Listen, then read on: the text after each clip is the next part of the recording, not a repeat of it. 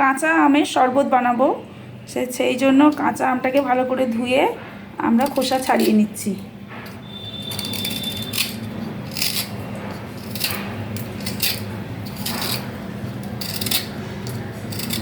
ছাড়িয়ে ভালো করে পিস পিস করে ছোট ছোট করে কেটে নেব।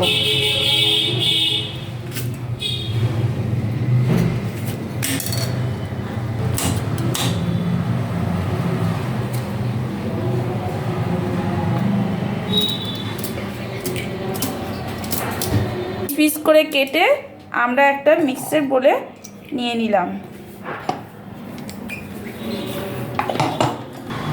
এরপর আমরা একটু বিট নুন,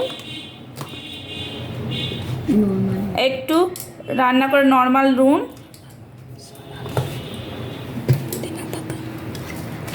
আর অল্প চিনি,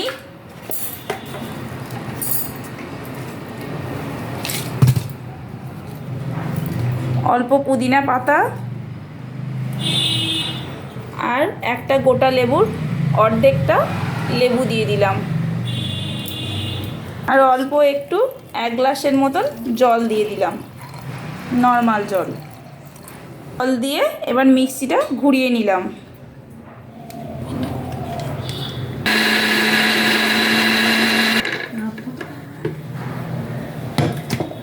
এবার নামিয়ে দেখে নেব আমগুলো ভালোভাবে পেস্ট হলো কিনা।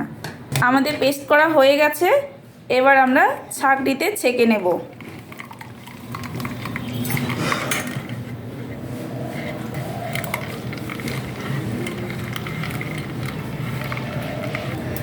আমাদের ছাঁকা হয়ে গেছে, এবার আমরা গ্লাসের মধ্যে কিছু বরফ দিয়ে দেব।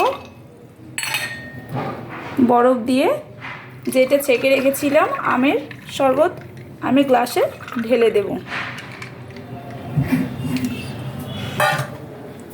এর উপরে আমরা একটু জিরে ভাজা গুঁড়ো দিয়ে দেব, দিয়ে এবার আপনারা পরিবেশন করতে পারেন।